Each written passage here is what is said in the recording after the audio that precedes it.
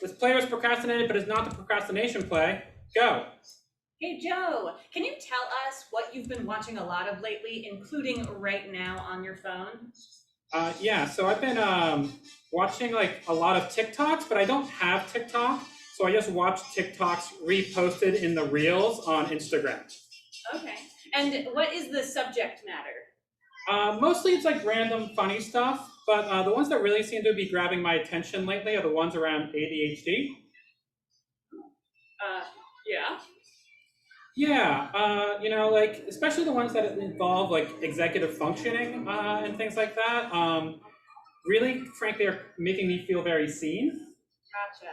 And so, might I ask, do you have a diagnosis? I don't. The last, like, this kind of started occurring to me within like the last 2 months, and the last time I met with my therapist was like a little over 2 months ago because I hadn't made enough like advanced appointments on the telehealth app. So there ended up being this big gap, and I haven't been good at like checking, like for cancellations.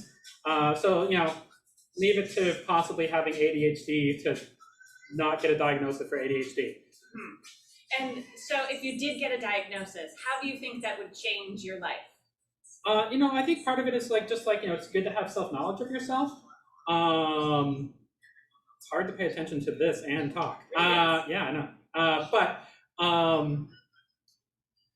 So good to have self-knowledge and like just be like look for resource on like how to like frankly be a more put together human being.